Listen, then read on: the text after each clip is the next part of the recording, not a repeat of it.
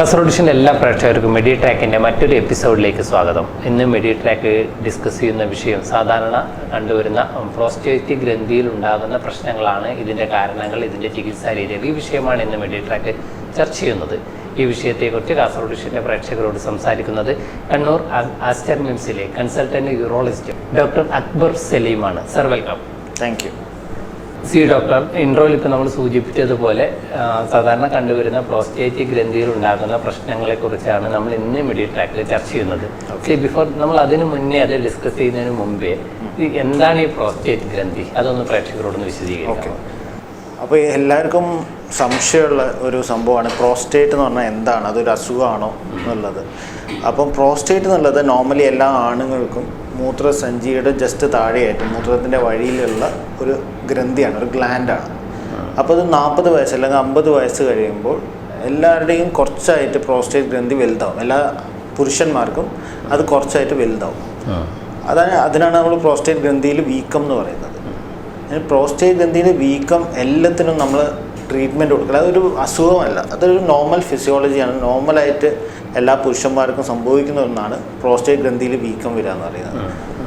അതിന് നമ്മൾ മരുന്ന് തുടങ്ങുക അല്ലെങ്കിൽ അതിന് ഓപ്പറേഷൻ എന്തെങ്കിലും നമ്മൾ പ്ലാൻ ചെയ്യുന്നത്, അത് കാരണം അവർക്ക് എന്തെങ്കിലും ബുദ്ധിമുട്ടുണ്ടാവുക, അതായത് മൂത്ര തടസ്സം ഭയങ്കരമായിട്ടുണ്ടാവുക, മൂത്രം വളരെ മെല്ലനെ പോവുക, അല്ലെങ്കിൽ ഇടയ്ക്കിടയ്ക്ക് മൂത്രം ഒഴിക്കേണ്ടി വരിക, അങ്ങനത്തെ സിറ്റുവേഷൻസിലാണ് നമ്മൾ അതിനൊരു ട്രീറ്റ്മെൻറ്റ് സ്റ്റാർട്ട് ചെയ്യുന്നത്. ഡോക്ടർ, നമുക്കിപ്പം എല്ലാ രോഗത്തിനും ചില ലക്ഷണങ്ങളുണ്ടാകും. ഇപ്പോൾ ഡോക്ടർ ഇപ്പോൾ ഈ പറഞ്ഞതിൽ തന്നെ അതിൻ്റെ ചില ലക്ഷണങ്ങൾ പറഞ്ഞു. പ്രോസ്റ്റേറ്റ് ഗ്രന്ഥി, ഇപ്പോൾ ഈ പ്രോസ്റ്റേറ്റ് ഗ്രന്ഥി ഇങ്ങനെ എൻഹാൻസ് ചെയ്യാൻ അല്ലെങ്കിൽ അങ്ങനെ വീക്കം ഉണ്ടാകാൻ ഇതിനതിൻ്റേതൊരു കാരണം ഉണ്ടാവില്ല. ഇതിന് പ്രത്യേകിച്ച് എന്തെങ്കിലും കാരണമുണ്ടോ? അല്ല, അതാണ് ഞാൻ പറഞ്ഞത്. നോർമലി അതൊരു ഫിസിയോളജിക്കലായിട്ടുള്ള, അത് സാധാരണ ആയിട്ടുള്ള ഒരു ഗ്രോത്തിൻ്റെ ഭാഗമായിട്ട് അല്ലെങ്കിൽ പ്രായം കൂടുന്നതിൻ്റെ ഭാഗമായിട്ട് വളരുന്ന ഒരു ഗ്ലാൻഡാണ് പ്രോസ്റ്റേറ്റ് ഗ്രന്ഥി എന്നുള്ളത്. പക്ഷേ അതിനുണ്ട് കുറച്ച് ഫാക്ടേഴ്സ് ഉണ്ട്. ഫോർ എക്സാമ്പിൾ സ്മോക്കിംഗ് ഒരു ഫാക്ടറാണ്. സ്മോക്കിംഗ് കുറച്ച് കൂടുതലായിട്ട് തന്നെ വളർത്താം. പിന്നെ ഭക്ഷണ രീതി, അധികം കൊഴുപ്പുള്ള ഭക്ഷണങ്ങൾ അതിനെ കൂട്ടുന്നതായിട്ട് കണ്ടിട്ടുണ്ട്, ഈ പ്രശ്നങ്ങൾ കൂടുതലാക്കുന്നതായിട്ട് കണ്ടിട്ടുണ്ട്. അങ്ങനെ പല പല കാരണങ്ങളുണ്ട്. എന്നാലും അതിൻ്റെ ഒരു മെയിൻ കാരണം എന്ന് പറയുന്നത് അത് ജെനറ്റിക്സ് ആണ്. അത് ജനിതകമായിട്ട് ചിലവർക്ക് അത് കൂടുതലായിട്ട് വളരും, ചിലവർക്ക് അത് കുറവ് വളരുള്ളൂ. പക്ഷേ എല്ലാ പുരുഷന്മാർക്കും ഒരു പ്രായം കഴിഞ്ഞ് കഴിഞ്ഞാൽ പ്രോസ്റ്റേറ്റ് വളരാൻ തുടങ്ങും. ഡോക്ടർ ഇപ്പോൾ ഒരു പ്രായം കഴിഞ്ഞാൽ പുരുഷന്മാർക്ക് പ്രോസ്റ്റേറ്റ് ഗ്രന്ഥി വളരും.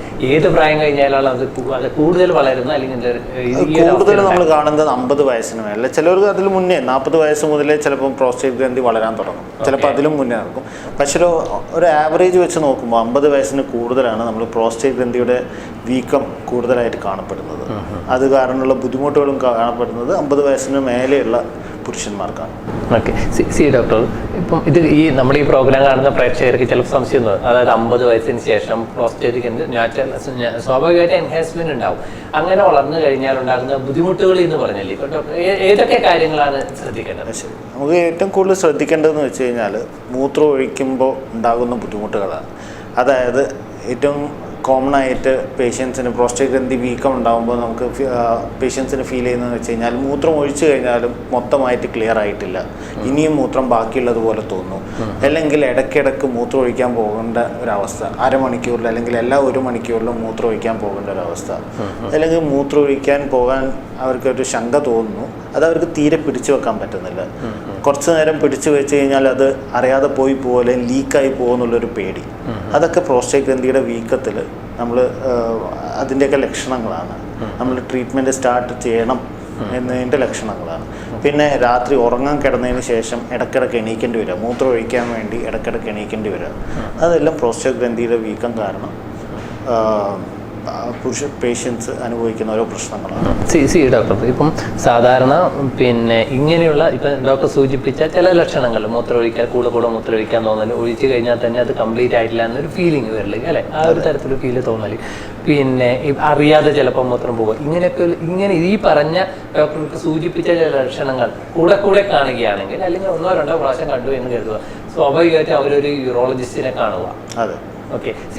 അങ്ങനെയാണെങ്കിൽ ഡോക്ടർ ഫസ്റ്റ് ഇത് ഏത് തരത്തിലാണ് ഡയഗ്നോസ് ചെയ്യുക? ഈ പ്രോസ്റ്റേറ്റ് ഗ്രന്ഥിയുടെ ഇപ്പം ഒരു എൻഹാൻസ്മെന്റ് സ്വാഭാവികമായിട്ടും ഉണ്ടാവും.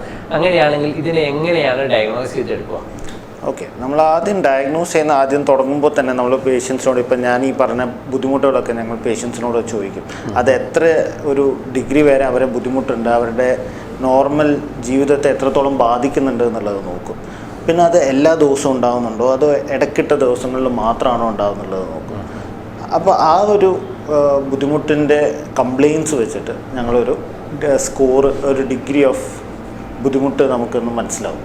പിന്നെ ഉള്ളതെന്ന് വെച്ച് കഴിഞ്ഞാൽ ഞങ്ങൾ പരിശോധിക്കും പ്രോസ്റ്റേറ്റ് ഗ്രന്ഥി, മലദ്വാരത്തു കൂടെ പ്രോസ്റ്റേറ്റ് ഗ്രന്ഥി പരിശോധിക്കും. അത് എത്ര വീക്കം ഉണ്ടായിട്ടുണ്ട്, അതിന് വേറെ എന്തെങ്കിലും കല്ലുകൾ പോലെ എന്തെങ്കിലും ഉണ്ടോ, അതൊക്കെ ബുദ്ധിമുട്ടും. പിന്നെ മൂത്രസഞ്ചി നിറഞ്ഞു നിൽക്കുന്നുണ്ടോ, മൂത്രസഞ്ചി ഫുള്ളായിട്ട് ക്ലിയർ ആവുന്നില്ലേ എന്നുള്ളതൊക്കെ നമ്മൾ നോക്കും. പിന്നെ ഉള്ളതെന്ന് വെച്ച് കഴിഞ്ഞാൽ ബാക്കി അൾട്രാസൗണ്ട് ചെയ്യും. അൾട്രാസൗണ്ട് സ്കാനിങ് ചെയ്തിട്ട് മൂത്രം ഒഴിച്ചതിന് ശേഷം എത്രത്തോളം മൂത്രം ബാക്കി വരുന്നുണ്ട്, പ്രോസ്റ്റേറ്റ് ഗ്രന്ഥിയുടെ വലിപ്പം, എക്സാക്റ്റ് വലിപ്പം എത്രയാണ്, അതൊക്കെ നോക്കും. പിന്നെ കിഡ്നിക്ക് പ്രോസ്റ്റേറ്റ് ഗ്രന്ഥിയിൽ വീക്കം വന്നതിനെ കൊണ്ട് എന്തെങ്കിലും ഡാമേജ് സംഭവിച്ചിട്ടുണ്ടോ അത് നോക്കും.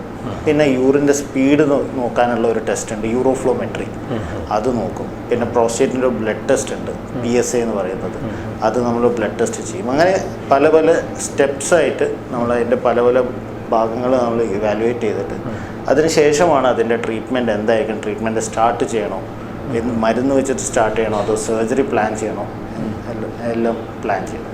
ഓക്കെ, സി ഡോക്ടർ, ഇപ്പം പിന്നെ അതിൻ്റെ ഡിഗ്രി, അതായത് ഇതിൻ്റെ ഇൻറ്റൻസിറ്റി നേരത്തെ ഡോക്ടർ സൂചിപ്പിച്ചു കഴിഞ്ഞാൽ മരുന്ന് മെഡിക്കലിലാണോ അല്ല സർജിക്കൽ പ്രൊസീജിയറിലേക്കാണ് പോകുന്നതിന് മുന്നോടിയായിട്ട്, ഇപ്പോൾ ഫോർ എക്സാമ്പിൾ പിന്നെ ഇത്തരത്തിലുള്ള പ്രോസ്റ്റേറ്റ് ഗ്രന്ഥിയുടെ എൻഹാൻസ്മെൻ്റ് ആയ ഒരു പേഷ്യൻറ്റ്, ഓക്കെ, ഇതൊരു ഹൈപ്പോത്തറ്റിക്കൽ ക്വസ്റ്റ്യനാണ്, അവർക്കുണ്ടാകുന്ന വിഷമങ്ങൾ അല്ലെങ്കിൽ അവർക്കുണ്ടാകുന്ന ലക്ഷണങ്ങൾ എന്നത് ഇന്ന് പിന്നെ യൂറിൻ പാസ് ചെയ്യുമ്പോൾ ചെറിയ ബുദ്ധിമുട്ടുകളുണ്ട്, അതായത് കുറച്ച് മൂത്രമൊഴിച്ചു പിന്നെ അത് കംപ്ലീറ്റ് ആയില്ലല്ലോ ഫീലിംഗ് വന്നു, കുറച്ച് ഒരു ഹാഫ് ആൻ അവർ കഴിഞ്ഞത് ക്ലിയർ ആയി, ഓക്കെ.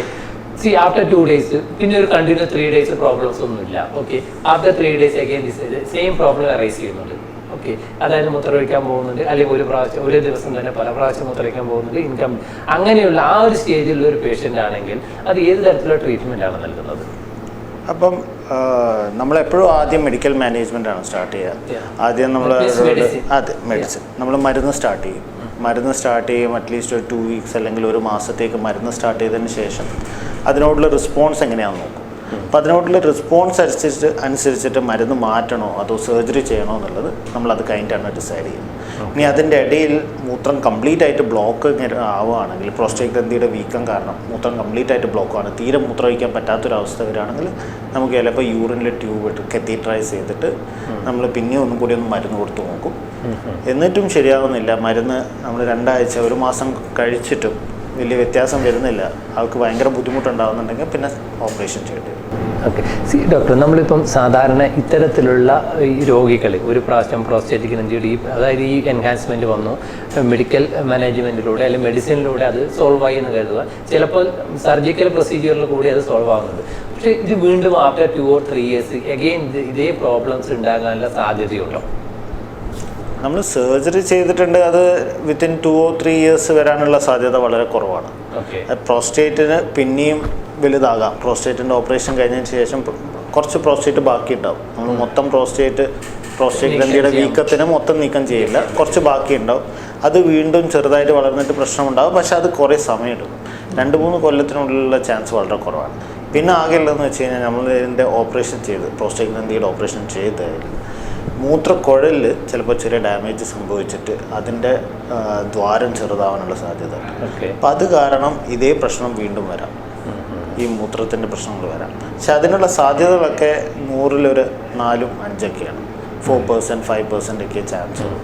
ബാക്കി ആളുകൾക്ക് മിക്കവാറും ഫോർ ലോങ് ടേം കുറേ നാളത്തേക്ക് വലിയ ബുദ്ധിമുട്ടുണ്ടാവാറില്ല. ഇങ്ങനെ ഒരു സംശയം റൈസ് ചെയ്യാൻ കാരണം ഡോക്ടർ ഇപ്പോൾ നേരത്തെ സൂചിച്ചത്, ഇപ്പം മൂത്രം ബ്ലോക്ക് ചെയ്ത ചില സിറ്റുവേഷൻ, അങ്ങനെയൊക്കെ ചില സിനാരിയോ, ആ ഒരു സിറ്റുവേഷനിൽ ഇതുപോലെ ട്യൂബ് ഇട്ടിട്ട് കത്തയിട്ട് ആ ഒരു ടെക്നിക്കൽ വേർഡ് ഡോക്ടർ ഉപയോഗിച്ചിരുന്നു, അത് ഉപയോഗിച്ചിട്ട് ട്യൂബ് ഇട്ട് ക്ലിയറായി ചെയ്ത് കഴിഞ്ഞാലോ ആഫ്റ്റർ 2 weeks അല്ലെങ്കിൽ ആഫ്റ്റർ 1 month മെഡിസിനൊക്കെ കണ്ടിന്യൂ ചെയ്യുന്ന ഒരു പേഷ്യൻ്റാണ് ഇപ്പോൾ, പിന്നീട് അവർക്ക് വിത്തിൻ 1 year ഈ പ്രോബ്ലംസ് എറൈസ് ചെയ്യാൻ പറ്റും. ഇതിനുള്ള കാരണങ്ങൾ ഇപ്പോൾ നേരത്തെ ഡോക്ടർ പറഞ്ഞതുപോലെ ഈ വെള്ളം കുടിക്കുന്ന ഇതുമായിട്ട് എന്തെങ്കിലും റിലേറ്റഡ് ആയിട്ടുള്ള കാര്യമാണോ? അല്ല, ഞാൻ ഈ മരുന്ന് തുടങ്ങുന്നത് വെച്ച് കഴിഞ്ഞാൽ അതൊരു ചെറിയൊരു ടേമിലേക്കല്ല. മരുന്ന് നമ്മൾ ആൻറ്റിബയോട്ടിക്സ് കഴിക്കുന്ന പോലെ ഒരു കോഴ്സ് അല്ല, ഒരു 5 days 7 days കഴിച്ചാൽ ശരിയാവുന്നതല്ല. നമ്മൾ മരുന്ന് സ്റ്റാർട്ട് ചെയ്ത് കഴിഞ്ഞാൽ അതൊരു ലോങ് ടേം, അറ്റ്ലീസ്റ്റ് ഒരു 6 months 1 year കഴിച്ചതിന് ശേഷം മാത്രം നമ്മളതൊന്ന് സ്റ്റോപ്പ് ചെയ്ത് നോക്കും. മരുന്നില്ലാതെ എൻ്റെ വലിയ ബുദ്ധിമുട്ടില്ലാതെ പോകുന്നുണ്ടോ എന്നുള്ളത്. ചിലപ്പം ഫോർ ലൈഫ് ലോങ് കഴിക്കേണ്ടി വരും. ഇങ്ങനെ ഒരു പേഷ്യൻറ്റ് ചില ഡിപ്പെൻസ് അപ്പോൾ ആ പേഷ്യൻറ്റിനെ ഡിപ്പെൻസ് അത് ചെയ്യുന്നത് അവർ ത്രൂ ഔട്ട് ലൈഫിൽ ഈ മെഡിസിൻ കഴിക്കും. നമ്മൾ ലൈഫ് സ്റ്റൈൽ രോഗങ്ങൾ ചെയ്യുന്നത് പോലെ പ്രഷർ ഷുഗർ കഴിയുന്നത് പോലെ ഇത് കണ്ടിന്യൂസ് ആയിട്ട് എന്നാൽ മാത്രമേ പ്രോപ്പറായിട്ട് അത് മെയിൻറ്റെയിൻ ചെയ്തിട്ടുള്ളൂ. ഡോക്ടർ അങ്ങനെയാണെങ്കിൽ ഒരു പെർട്ടിക്കുലർ സ്റ്റേജിൽ ഈ പ്രോസ്റ്റേറ്റിക് ഗ്രന്ഥിയുടെ എൻഹാൻസ്മെന്റ് അത് മെഡിസിനിലൂടെ അവിടെ സ്റ്റോപ്പ് ചെയ്ത് നിർത്തലാണോ? അല്ല അത് എന്തുകൊണ്ടാണ് പിന്നീട് അത് വരുന്നത്? അതാ ഞാൻ പറയുന്നത്, ഈ മരുന്ന് പ്രോസ്റ്റേറ്റിൻ്റെ വളർച്ച കുറയ്ക്കുന്നില്ല. ഈ മരുന്ന് കൊണ്ട് ആകെ ചെയ്യുന്നതെന്ന് വെച്ച് കഴിഞ്ഞാൽ പ്രോസ്റ്റേറ്റിൻ്റെ ഇടയിലുള്ള സ്പേസ്, മൂത്രം വരാനുള്ള വഴി അതൊന്നും വലുതാക്കുന്നുള്ളൂ. ആ പാത്വേ ഒന്നും എൻലാർജ് ചെയ്യുന്നുള്ളൂ. പ്രോസ്റ്റേറ്റ് ഗ്രന്ഥിക്കൊന്നും പറ്റുന്നില്ല. നമ്മൾ ഈ മരുന്ന് കൊടുക്കുന്നതുകൊണ്ട് പ്രോസ്റ്റേറ്റ് ഗ്രന്ഥി ചുരുങ്ങാനുള്ള സാധ്യത വളരെ കുറവാണ്. പ്രോസ്റ്റേറ്റ് ഗ്രന്ഥി അങ്ങനെ തന്നെ ഉണ്ടാവും. നമ്മൾ മൂത്രം വരാനുള്ള വഴി മാത്രമാണ് വികസിപ്പിച്ചു കൊടുക്കുന്നത്. അതുകൊണ്ട് തന്നെ ഈ പ്രോസ്റ്റേറ്റ് ഗ്രന്ഥി കാരണം ഉണ്ടാകുന്ന ബുദ്ധിമുട്ടുകൾ അവർക്ക് കുറയും. പ്രോസ്റ്റേറ്റ് ഗ്രന്ഥി നീക്കം ചെയ്യണം, പ്രോസ്റ്റേറ്റ് ഗ്രന്ഥി നീക്കം തന്നെ ചെയ്യണം. നമ്മൾ മരുന്ന് കഴിച്ചതിനോണ്ട് കാര്യമില്ല, അതിന് ഓപ്പറേഷൻ ചെയ്യണം. ഇപ്പോഴത്തെ ഈ നമ്മുടെ ഈ ജീവിതശൈലി രോഗങ്ങൾ എന്ന് പറയുന്നുണ്ട്. നമ്മുടെ സാധാരണ മനുഷ്യരുടെ ജീവിതശൈലി ഈ പ്രോസ്റ്റേറ്റിക് ഗ്രന്ഥിയുടെ പിന്നെ ഈ പറയുന്ന അസുഖത്തിലേക്ക് അല്ലെങ്കിൽ വളർച്ച കൂടാനുള്ള ഏതെങ്കിലും തരത്തിലൊരു ഘടകമായിട്ട് വരുന്നുണ്ടോ? പല സ്റ്റഡീസ് ഉണ്ട് അതിൻ്റെ. ഇപ്പോൾ ഡയബറ്റിസ്, ബാക്കി ഹൈപ്പർ കൊളസ്ട്രോൾ കൂടുതലുള്ളത്, ഒബീസിറ്റി, അതൊക്കെ പ്രോസ്റ്റേറ്റിൻ്റെ ഗ്രോത്തിനെ എഫക്റ്റ് ചെയ്യുന്നുണ്ട് എന്നുള്ള പല സ്റ്റഡീസ് ഉണ്ട്. പക്ഷേ അത് മെയിൻലി ഞാൻ നേരത്തെ പറഞ്ഞ പോലെ അത് ജെനറ്റിക്കലാണ്, മെയിൻലി ജെനറ്റിക്കലാണ്. അതൊരു മെറ്റബോളിക് സിൻഡ്രോം അല്ലെങ്കിൽ ഒബീസിറ്റി ഉള്ളവർക്ക് മാത്രമേ പ്രോസ്റ്റേറ്റ് ഉണ്ടാവൂ എന്നുള്ള ഒരു സംഭവമില്ല. ഓക്കെ. ഒരു ബാക്കി ഹൈപ്പർ ടെൻഷൻ, BP, ഷുഗർ അതൊന്നും ഇല്ലാത്തവർക്കും പ്രോസ്റ്റേറ്റ് ഗ്രന്ഥിയുടെ വീക്കം ഉണ്ടാവും. അത് കാരണം മൂത്രത്തിൽ ബുദ്ധിമുട്ടുണ്ടാകും. ഡോക്ടർ, നമ്മളിപ്പം നേരത്തെ ലൈഫ് സ്റ്റൈലിൻ്റെ കാര്യങ്ങൾ പറഞ്ഞതുപോലെ ഇപ്പം പിന്നെ സ്മോക്കിങ് ഇതൊക്കെ റീസൺ ആയിട്ട് പറഞ്ഞത് നമുക്ക് വേണ്ടത്ര വെള്ളം കുടിക്കാതിരിക്കുന്നത്, അല്ലെങ്കിൽ നമ്മളങ്ങനെ പറയാറുണ്ട് ഇപ്പം മൂത്രത്തിലൊക്കെ കല്ലൊക്കെ വരുന്നത് സ്റ്റോണിൻ്റെ ഇഷ്യൂസ് അധികം വരുന്ന സമയത്ത് വെള്ളം. ഡോക്ടർ ആദ്യം ചോദിക്കുന്നത് ഒരു ദിവസം എത്ര ലിറ്റർ വെള്ളം കുടിക്കുന്നു ചോദിക്കും. അത് ഏത് ഡിസീസിനും ഫസ്റ്റ് ഒരു ഫിസിഷ്യൻ ചോദിക്കുന്നത് അങ്ങനെയാണ്. പക്ഷെ അങ്ങനെയാണ് അത് എത്രത്തോളം ഇതിനൊരു കാരണമാകുന്നുണ്ട്? പ്രോസ്റ്റേറ്റ് ഗ്രന്ഥിയുടെ വീക്കത്തിന് വെള്ളം കൂടി കുറയുന്നത് ഒരു കാരണമല്ല. ആകെയുള്ളതെന്ന് വെച്ച് കഴിഞ്ഞാൽ നമ്മൾ പ്രോസ്റ്റേറ്റ് ഗ്രന്ഥിയുടെ വീക്കുള്ള ഒരാൾ വെള്ളം കൂടി കുറവാണെങ്കിൽ അത് കാരണം ചിലപ്പോൾ മൂത്രത്തിൽ പഴുപ്പുണ്ടാവാനുള്ള സാധ്യത കൂടുതലുണ്ട്, അല്ലെങ്കിൽ കല്ലുണ്ടാവാനുള്ള സാധ്യത കൂടുതലുണ്ട്. പക്ഷെ പ്രോസ്റ്റേറ്റ് ഗ്രന്ഥിയുടെ വീക്കവും വെള്ളം കൂടിയും തമ്മിൽ പ്രത്യേകിച്ചൊരു ബന്ധം. യൂറിനറി ഇൻഫെക്ഷൻ കൂടെ വരുന്ന യൂറിനറി ഇൻഫെക്ഷൻ ഇത് നമുക്ക് ഈ പറയുന്ന പ്രോസ്റ്റേറ്റിക് ഗ്രന്ഥിയുടെ വലിപ്പത്തിനെ അല്ലെങ്കിൽ അതിനെ എൻഹാൻസ്മെന്റിനെ ഏതെങ്കിലും തരത്തിൽ ബാധിക്കുന്നുണ്ടോ? പ്രോസ്റ്റേറ്റ് ഗ്രന്ഥിയുടെ വീക്കം ഇതിനെ ബാധിക്കും. അതായത് പ്രോസ്റ്റേറ്റ് ഗ്രന്ഥിയുടെ വീക്കം കാരണം മൂത്രം മൊത്തമായിട്ട് കാലിയാവുന്നില്ലെങ്കിൽ മൂത്രം കെട്ടിക്കിടക്കുന്ന മൂത്രത്തിലാണ് ഇൻഫെക്ഷനുള്ള സാധ്യത കൂടുതൽ. എസ്പെഷ്യലി ഷുഗറുള്ള പേഷ്യൻസ്, ഡയബറ്റിക് പേഷ്യൻസ്, അല്ലെങ്കിൽ കുറച്ച് പ്രായം കൂടിയ പേഷ്യൻസ്, അവരുടെ ഇമ്മ്യൂണിറ്റി കുറവായിരിക്കും. അപ്പോൾ കുറച്ച് മൂത്രം കെട്ടി നിൽക്കുന്ന കുറച്ച് സമയങ്ങളിൽ തന്നെ യൂറിൻ ഇൻഫെക്ഷൻസ് വരാനുള്ള സാധ്യത കൂടും. യൂറിൻ ഇൻഫെക്ഷൻ വരുന്നതുകൊണ്ട് പ്രോസ്റ്റേറ്റ് ഗ്രന്ഥിയുടെ വീക്കമല്ല. പ്രോസ്റ്റേറ്റ് ഗ്രന്ഥിയുടെ വീക്കം കാരണം മൂത്ര തടസ്സം ഉണ്ടാകുന്നു. കെട്ടിക്കിടക്കുന്ന മൂത്രത്തിൽ യൂറിൻ ഇൻഫെക്ഷൻസ് പെട്ടെന്ന് വരും. ഡോക്ടർ ഇപ്പം പറഞ്ഞല്ലോ നമ്മളിപ്പം ഫസ്റ്റ് ഒരു മെഡിസിൻ നൽകിയിട്ട് അതിൻ്റെ course design depends upon that patient. ഇപ്പോൾ 1 year ആണോ 6 months ആണോ? ഓക്കെ. ഇപ്പോൾ മെഡിസിൻ നൽകി അല്ലെങ്കിൽ അങ്ങനെ ഒരു റിലീഫ് കിട്ടുന്നില്ല എന്ന് ഉണ്ടെങ്കിൽ നെക്സ്റ്റ് സ്റ്റെപ്പ് എന്നത് എന്തായിരിക്കും? മെഡിസിൻ കഴിച്ചിട്ടൊരു റിലീഫ് കിട്ടുന്നില്ല ഉള്ള കേസാണെങ്കിൽ നെക്സ്റ്റ് സ്റ്റെപ്പ് സർജറിയാണ്, സർജിക്കൽ പ്രൊസീജർ. ഓപ്പറേഷൻ അത് ഏത് തരത്തിലായിരിക്കും ഡോക്ടർ? അതിൻ്റെ ഡ്യൂറേഷൻ അല്ലെങ്കിൽ അങ്ങനെ ഇപ്പോൾ ഒരു പേഷ്യൻറ്റിനെ ഒരു ഓപ്പറേഷന് വിധേയമാകുന്ന ഒരു പേഷ്യൻറ്റ് പിന്നീട് ഉണ്ടാകുന്ന റെസ്റ്റ് അവർക്ക് ഉണ്ടാകുന്ന മറ്റു കോംപ്ലിക്കേഷൻസ് ഏതൊക്കെയായിരിക്കും? ഇപ്പോൾ പല ടെക്നിക്സ് ഉണ്ട് ഓപ്പറേഷന്. ഇപ്പോൾ കുറേ ടെക്നിക്സ് ഉണ്ട്. പണ്ട് നമ്മൾ എപ്പോഴും ഓപ്പൺ സർജറി ആയിരുന്നു ചെയ്യാറ്. ഇപ്പോൾ ഓപ്പൺ സർജറി ഭയങ്കര ഒബ്സലീറ്റ് എന്ന് വെച്ച് കഴിഞ്ഞാൽ ഇപ്പോൾ ഇല്ല.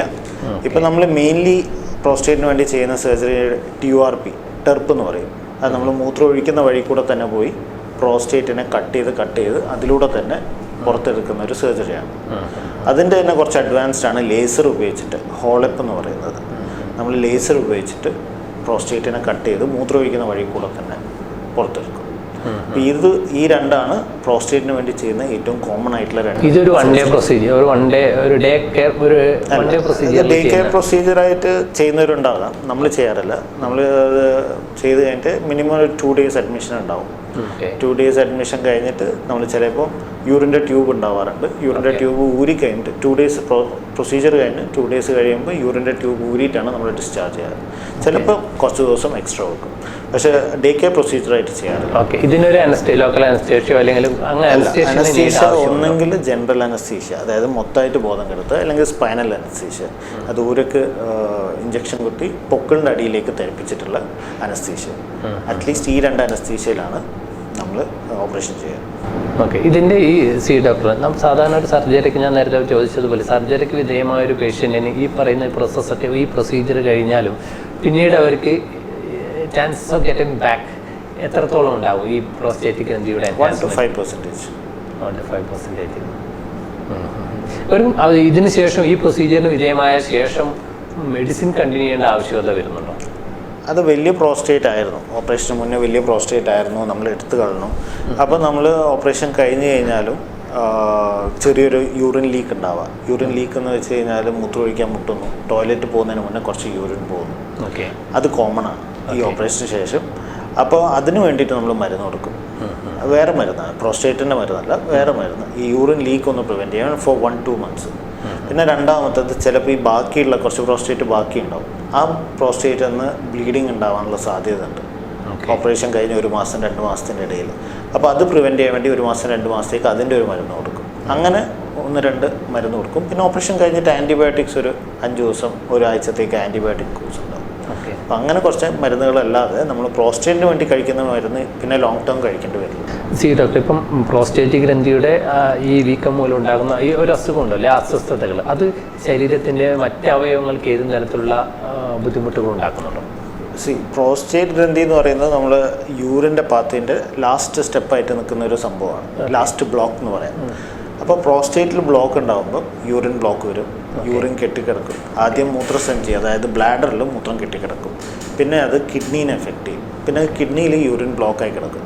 അപ്പം അതിൽ കുറേ കാലമായിട്ട് മൂത്രം പ്രോസ്റ്റേറ്റ് ഗ്രന്ഥി കാരണം ബ്ലോക്കായി കിടക്കുമ്പോൾ അത് അൾട്ടിമേറ്റ്ലി കിഡ്നിയുടെ എഫക്റ്റ് ചെയ്യും, കിഡ്നിയുടെ ഫംഗ്ഷൻ എഫക്റ്റ് ചെയ്യും.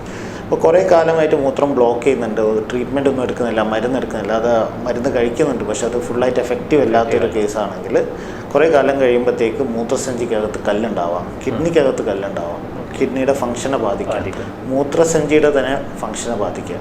അതായത് മൂത്രസഞ്ചി മൂത്രത്തെ പുഷ് ചെയ്യുമ്പോഴാണ് മൂത്രം പുറത്തോട്ട് വരുന്നത്.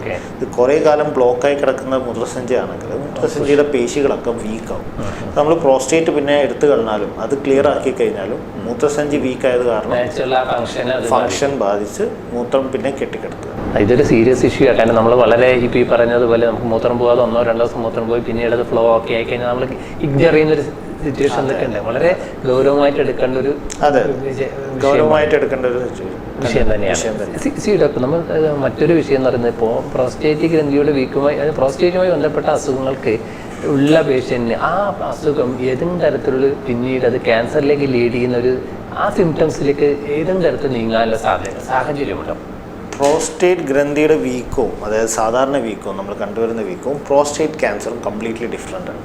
പ്രോസ്റ്റേറ്റ് ഗ്രന്ഥിയുടെ വീക്കവും പ്രോസ്റ്റേറ്റ് ക്യാൻസറും തമ്മിലൊരു ബന്ധമില്ല. ഓക്കെ, പ്രോസ്റ്റേറ്റ് ക്യാൻസർ പ്രോസ്റ്റേറ്റ് ഗ്രന്ഥിയുടെ തന്നെ വേറൊരു ഭാഗത്താണ് ക്യാൻസർ ബാധിക്കുന്നത്. പ്രോസ്റ്റേറ്റ് ഗ്രന്ഥിയുടെ നോർമൽ വീക്കം അത് വേറെ ഭാഗത്താണ്. പ്രോസ്റ്റേറ്റ് ക്യാൻസറിൽ മൂത്രതടസ്സം ഉണ്ടാവാനുള്ള സാധ്യത വളരെ കുറവാണ്. അതുകൊണ്ട് തന്നെ ആൾക്കാർക്ക് അറിയാൻ സാധിക്കില്ല പ്രോസ്റ്റേറ്റ് ക്യാൻസർ ഉണ്ടാകുന്നത്. നമ്മൾ കൂടുതലും കണ്ടുവരുന്നതെന്ന് വെച്ച് കഴിഞ്ഞാൽ പ്രോസ്റ്റേറ്റ് ക്യാൻസറുള്ള പേഷ്യൻസ് അറിയുന്നത് അവർക്ക് ഊരവേദന, അതായത് പ്രോസ്റ്റേറ്റ് ക്യാൻസർ സ്പ്രെഡായി എല്ലിലേക്കൊക്കെ സ്പ്രെഡായി ഊരവേദന വരുന്നു, ഉടുപ്പ് വേദന വരുന്നു, അങ്ങനെയൊക്കെ ആകുമ്പോഴാണ് നമ്മൾ പേഷ്യൻസ് നമ്മളെ കാണിക്കാൻ വരുന്നത്. അപ്പോൾ ചെക്ക് ചെയ്യുമ്പോൾ പ്രോസ്റ്റേറ്റ് ക്യാൻസർ വന്നു, അത് സ്പ്രെഡായി എന്നുള്ളതാണ് കാണുന്നത്. അപ്പോൾ അതുകൊണ്ട് തന്നെ നമ്മൾ 50 വയസ്സിന് ശേഷമുള്ള എല്ലാ ആളുകൾക്കും പ്രോസ്റ്റേറ്റ് ക്യാൻസറിൻ്റെ സാധ്യതകൾ ഏറ്റവും കൂടുതൽ 50 വയസ്സിന് ശേഷമാണ്. അതുകൊണ്ട് 50 വയസ്സിന് ശേഷമുള്ള എല്ലാ പുരുഷന്മാരും ഒരു സിമ്പിളായിട്ടുള്ള ബ്ലഡ് ടെസ്റ്റ് ഉണ്ട്, PSA എന്ന് പറയുന്നത്, പ്രോസ്റ്റേറ്റ് സ്പെസിഫിക് ആൻറ്റിജൻ. അത് സ്ക്രീനിങ് ആണ്. പ്രോസ്റ്റേറ്റ് ക്യാൻസർ ഉണ്ടോ എന്നറിയാൻ വേണ്ടിയിട്ടുള്ള ഒരു ബ്ലഡ് ടെസ്റ്റ്. അത് 50 വയസ്സിന് ശേഷമുള്ള എല്ലാ ആണുങ്ങളും കൊല്ലത്തിൽ ഒരിക്കലെങ്കിലും അത് ചെയ്യണം എന്നാണ് ഇപ്പോഴത്തെ ഗൈഡ് ലൈൻസ്. നമ്മളും അത് തന്നെയാണ് എല്ലാവരോടും കൂടി പറയുന്നത്. വളരെ നേരത്തെ നമുക്കത് ഈ സാധ്യതകളുണ്ടെങ്കിൽ അത് കണ്ടെത്താം. അതിൻ്റെ ട്രീറ്റ്മെൻറ്റ് ഫസ്റ്റ് സ്റ്റേജിൽ തന്നെ ട്രീറ്റ്മെൻറ്റ് സ്റ്റാർട്ട് ചെയ്യാനുള്ള എല്ലാ അവസരങ്ങളും അല്ലേ, സുവർണമായ എല്ലാ അവസരങ്ങളും കിട്ടുന്ന അത് ഒരു തരത്തിൽ നമ്മൾ നിഷേധിക്കാതെ ചെയ്യുക എന്നതാണ് ഒരു പ്രോപ്പറായിട്ട് നമുക്ക് അഡ്രസ് ചെയ്യാനുള്ളത്. ഡോക്ടർ, നമുക്കിപ്പോൾ കാസർഗോഡ് വിഷയൻ്റെ പ്രേക്ഷകരോട് പ്രത്യേകിച്ചിട്ട് നമുക്ക് ഈ പ്രോസ്റ്റേറ്റ് ഇതുമായി ബന്ധപ്പെട്ട് ധാരാളം കേസുകളുണ്ടല്ലോ, പ്രേക്ഷകരോട് അല്ലെങ്കിൽ പൊതുവേ പ്രേക്ഷകരോട് ഇതിനെക്കുറിച്ച് പറയാനുള്ള ജനറൽ അഡ്വൈസ് എന്താണ്? പുരുഷന്മാർ അനുഭവിക്കുന്ന ഒരു ഏറ്റവും വലിയൊരു വിഷയമാണ് പ്രോസ്റ്റേറ്റ് ഗ്രന്ഥിയുടെ വീക്കം, അതുകൊണ്ടുണ്ടാകുന്ന പ്രശ്നങ്ങൾ. അപ്പോൾ അങ്ങനെ മൂത്രസംബന്ധമായിട്ടുള്ള എന്തെങ്കിലും പ്രശ്നങ്ങളുണ്ടെങ്കിൽ അതിൻ്റേതായിട്ടുള്ള സ്പെഷ്യലിസ്റ്റ്, അതായത് യൂറോളജിസ്റ്റുകളെ കാണിക്കുക. എന്തെങ്കിലും പ്രശ്നം ഉണ്ടാകാതെ അപ്പം തന്നെ ട്രീറ്റ്മെൻറ്റ് സ്റ്റാർട്ട് ചെയ്യുക. അത് പ്രോസ്റ്റേറ്റ് ഗ്രന്ഥിയുടെ വീക്കം ആയാലും ശരി, പ്രോസ്റ്റേറ്റ് ക്യാൻസർ ആയാലും ശരി. പ്രോസ്റ്റേറ്റ് ക്യാൻസറിൻ്റെ കണ്ടുപിടിക്കാനുള്ള ഏറ്റവും ബെസ്റ്റ് മെത്തേഡ് എന്നുള്ളത് സെറം PSA എന്നുള്ള ബ്ലഡ് ടെസ്റ്റാണ്. അപ്പോൾ 50 വയസ്സിന് ശേഷമുള്ള എല്ലാ പുരുഷന്മാരും കൊല്ലത്തിൽ ഒരിക്കലെങ്കിലും PSA ടെസ്റ്റ് ചെയ്യുക, ക്യാൻസർ ഉണ്ടോ എന്ന് നോക്കുക, റൂൾ ഔട്ട് ചെയ്യുക. എന്തെങ്കിലും പ്രശ്നം തോന്നുന്നുണ്ടെങ്കിൽ വിദഗ്ധരെ മീറ്റ് ചെയ്യുക. അപ്പം മെഡിട്രാക്കിൻ്റെ ഇന്നത്തെ എപ്പിസോഡ് ഇവിടെ വൈൻഡപ്പ് ചെയ്യാണ്. ഈ എപ്പിസോഡ് കാസർഗോഡ് വിഷൻ്റെ പ്രേക്ഷകരോട് സംസാരിച്ച കണ്ണൂർ ആസ്റ്റർ മിംസിലെ യൂറോളജിസ്റ്റ് ഡോക്ടർ അക്ബർ സലീമിന് കാസർഗോഡ് വിഷൻ്റെ നന്ദി അറിയിക്കുന്നു. നോക്കും എല്ലാ പ്രേക്ഷകർക്കും നന്ദി, നമസ്കാരം. Thank you doctor. ഓക്കെ.